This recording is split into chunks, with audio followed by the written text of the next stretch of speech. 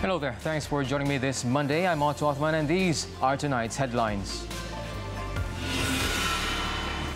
MACC reopens probe on Scorpene deal. Vignas warrant to sue Transport Minister Anthony Loke for defamation. And driver of hit-and-run accident remanded 4 days.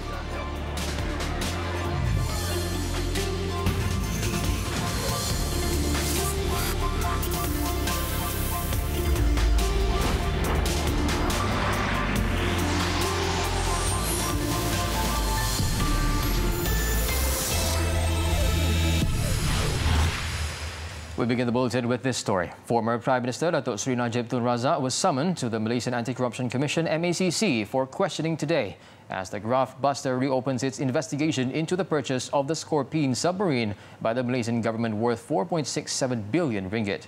The former Premier spent 4 hours at the MACC headquarters after arriving at 9:23 a.m. 2 French submarines were purchased in 2002 when Datuk Seri Najib was Defence Minister, one of which was the Scorpene. He was said to have overseen the purchase, which includes an Agusta submarine worth close to £1 billion. According to sources, several other individuals are expected to be called in to assist in the investigation. Among others, political analyst Abdul Razak Baginda, who was allegedly involved in the Scorpene's transaction process. The Scorpene submarine deal gained notoriety over its alleged links to Mongolian interpreter Altan Tuya Sharibu, whose high-profile death in 2006 resulted in the conviction of 2 former police commandos over her murder. Razak Baginda, who was charged with abatement in the murder, was later acquitted by the court.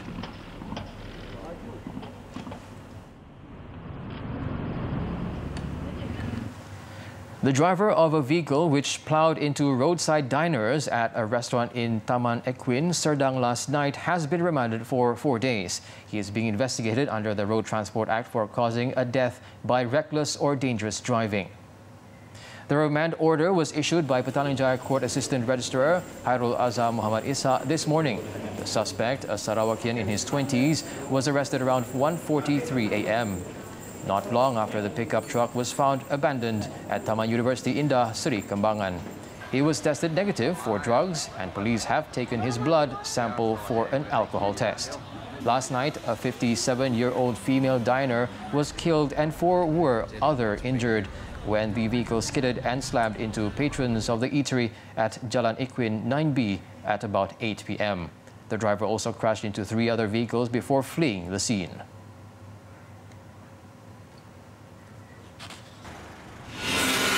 Meanwhile, the Magistrates Court has extended the remand order for another week against a barber to facilitate a police investigation into the death of Nur Muazzara Ulfa Muhammad Zainal, an 11-month-old toddler who was allegedly sexually and physically abused 2 weeks ago. This is the 3rd time the remand order against the 36-year-old suspect, who is the husband of Nur Muazzara's babysitter, is extended. The remand order against the suspect's 28-year-old wife, which ended yesterday, was also extended for another 7 days. The suspects had reportedly taken the baby girl to a hospital and claimed she had choked on an apple. She died 2 days after being in critical condition. A post-mortem revealed that the baby had been subjected to physical and sexual abuse.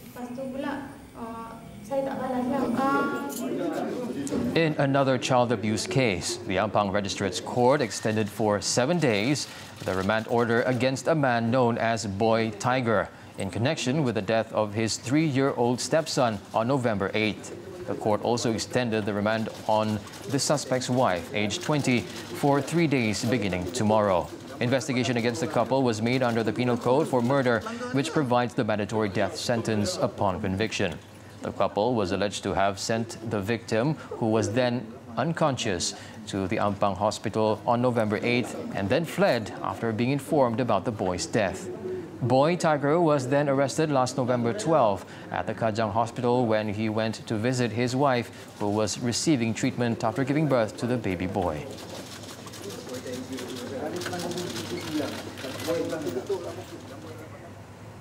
Dewan Negara President Tan Sri S.A. Vigneswaran will file a lawsuit against Transport Minister Anthony Loke for allegedly committing slander against him over a supposed breach of security at the Kuala Lumpur International Airport on November 14th. Speaking to reporters at the Parliament lobby, he said the lawsuit was meant to defend the honour of his wife and daughter, who became the subject of ridicule and vulgar remarks on social media. You coming and telling me I'm penceroboh. That itself, I'm suing him. Saya dah memberitahu kepada peguam-peguam saya akan sue him, not as a minister, as an individual. Pasal dia guna apa yang digunakan, bukan ada, dia gunakan using MAB to come up with my video under data protection, dan semua ni adalah hanya satu unsur. Bukan cheap publicity, adalah untuk memalukan saya selaku Dewan yang di-Pertua Dewan Negara. At a press conference last week, Loke said a thorough investigation would be conducted by the police with regards to the security breach incident at KLIA involving Tan Sri Vigneswaran. The minister alleged the MIC president did not adhere to a proper dress code by wearing sandals in the VIP lane and had went through it without undergoing a body check. Tan Sri Vigneswaran explained he was accompanying his daughter who was flying overseas during the said incident and said Loke was being unfair by launching a trial by the media over this issue.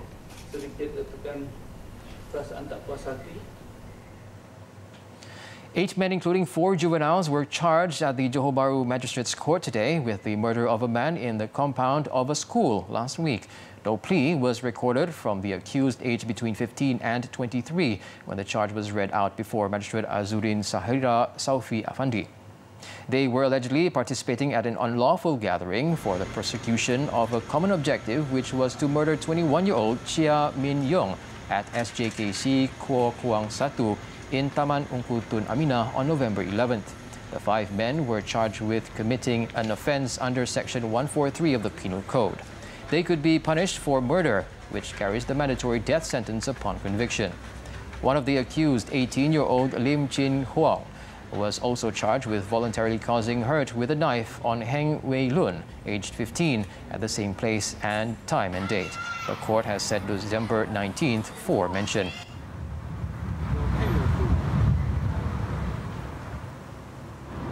Still at the courthouse, a lawyer pleaded not guilty in the Ampang Magistrates Court with criminal breach of trust (CBT) involving more than 100,000 ringgit belonging to his client 2 years ago.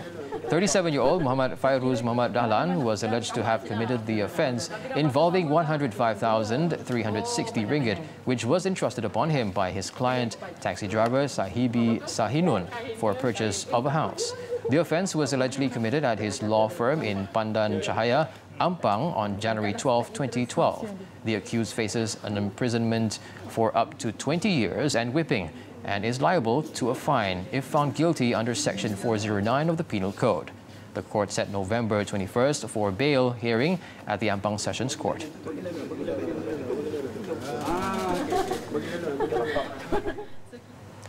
A Malacca police operation to weed out illegals early this month has led to the discovery of shabu worth over 500,000 ringgit. A total of 20 suspects were arrested, including an Indonesian man who is believed to be a drug dealer.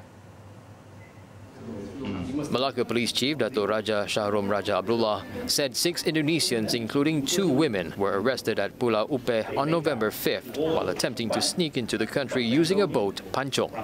Further investigations resulted in police raiding 2 premises in Batu Berendam and Taman Malim last Friday and Saturday, respectively. 4 men, including 2 locals, were nabbed at the first location, while 9 Indonesians and a local man were arrested at an apartment in Taman Malim. Authorities also found about 10 kilograms of shabu in one of the rooms allegedly belonging to a 24-year-old suspect. All suspects are remanded until November 23rd for investigations under the Anti-Trafficking in Persons and Anti-Smuggling of Migrants Act. The 24-year-old, meanwhile, is under investigation for drug trafficking. The Malaysian Communications and Multimedia Commission (MCMC) has reprimanded Telekom Malaysia or TM for a 43% increase in complaints since 2017. The Commission said TM has recorded the highest number of complaints compared to other service providers. In a statement, MCMC said it had received nearly 8,000 complaints on TM services from approximately 4,528 received in 2017. These complaints centered on consumer dissatisfaction over pricing, lack of unified coverage, unified service disruption, and billing disputes. TM's approach in handling complaints was to cite technical limitations and to request that consumers be patient were also unacceptable. According to MCMC, the government viewed the alarming decline in TM's service delivery very seriously, and it would not hesitate to take regulatory action against TM or any licensee found to be in breach.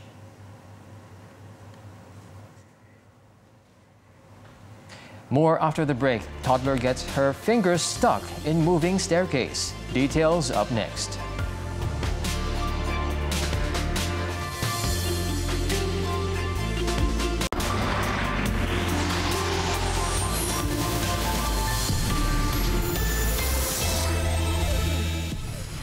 Thank you for staying with us. Now on to the Dewan Rakyat sitting. The morning's question and answer session became chaotic when Minister in the Prime Minister's Department, Waitha Murty, came under heavy fire after being called on by opposition MPs to explain his about-turn on Malaysia's plans to ratify the International Convention on the Elimination of All Forms of Racial Discrimination, ICERD. The Speaker was forced to shut down the microphones, but even so, proceedings were brought to a halt. Wrapping up the 2019 budget debate, Waitha was asked on the rights of the Orang Asli if the government decided to ratify ICERD. He was then interrupted by Kepala Batas MP, Datuk Sri Rizal American, who asked if the government will feel pressured by the United Nations on Article 153 of the Federal Constitution should Malaysia accede to ICERD. ICERD, dia ada artikel 22. Artikel 22, kalau ada dispute, ia perlu dibawa dan boleh dibawa pada ICJ. Adakah ini cubaan bila ada reservation untuk mengusahakan supaya artikel 153 ini dijadikan tatapan untuk dikenakan tekanan antarabangsa? Sedangkan ini adalah perkara yang dipersetujui peringkat basic, peringkat yang mengambil kira soal social contract. So saya kira Yang Berhormat Menteri, you must be honourable in explaining about this. Terima kasih. Saya berpendapat, ini pendapat peribadi saya, sebagaimana saya nyatakan, perlu dapatkan, nanti bagi saya jawab dulu. Biar Menteri menjawab dulu. Belum jawab lagi sudah bangun. Yang Berhormat Menteri, Yang Berhormat. Personal opinion tak boleh ada, Yang Berhormat. Ya, jadi kalau nak jawab soalan tu, tunggulah nanti apa yang pendapat yang akan dikemukakan oleh Peguam Negara. Cuba. Was your statement? Was your statement the one who said that? You want to have this thing ratified dalam awal suku tahun 2019? Bukan, salah. Apa yang saya katakan ialah perbincangan mengenai perkara ini akan dimulakan pada suku tahun akan datang. Saya telah berkali-kali. That was a second statement. No. That was my first statement and I'm sure of that. I'm very sure of that. Don't put words into my mouth. I'm very sure of what I said. Then we will have a real quoted by the news to say that you want it to be ratified. Yes, you won't get the newspaper to make the amendment if at all they made such a statement. Saya pasti apa yang saya nyatakan. Jangan cuba putar balikkan apa yang saya katakan. Yang Berhormat cuba putar balik banyak perkara. No. Artikel tadi, artikel 1 dalam kurungan 4 tentang 153. Tak jawab pun lagi. Saya nyatakan. You misled them. Tanjung Karang MP Tan Sri Nohoma then stood up and asked the minister to explain an old video clip that had gone viral recently in which Waitha Murty had slammed the government for discriminating against the Indian community. Boleh Yang Berhormat, Menteri bagi saya jalan. Dengan calangan yang dikemukakan. Yang Berhormat, saya nak tanya Yang Berhormat punya pandangan peribadi. Di luar negara Yang Berhormat cakap lain. Dalam Dewan Yang Berhormat cakap lain.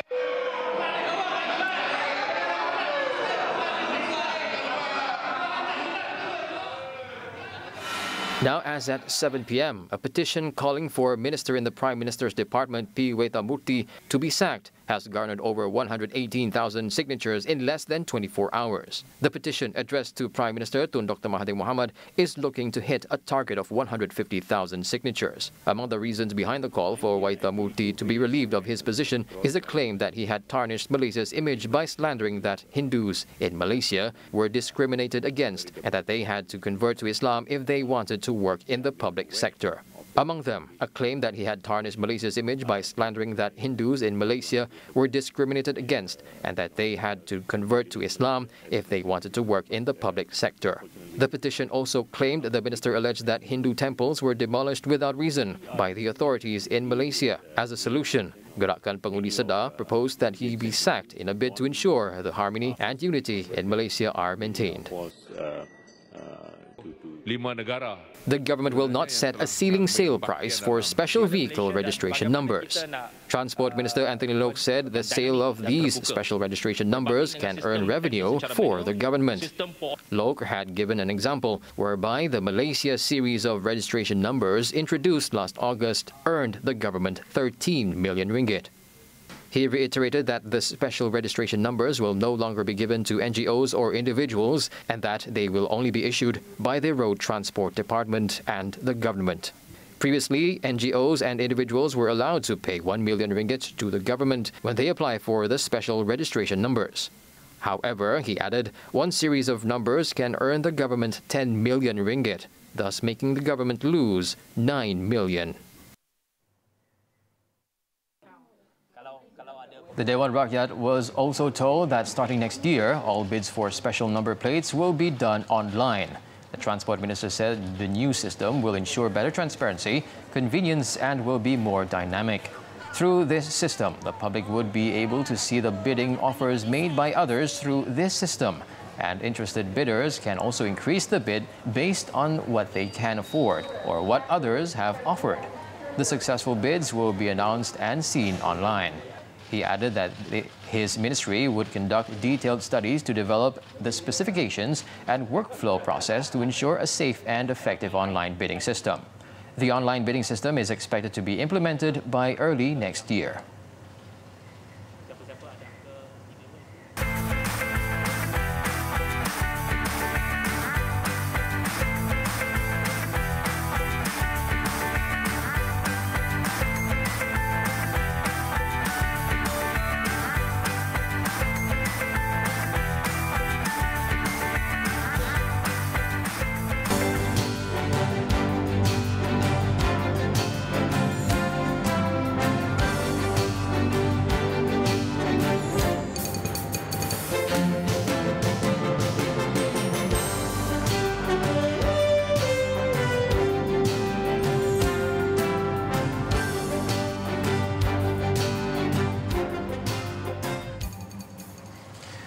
When we come back, Tropical Storm Toraji batters Vietnam. Don't go away.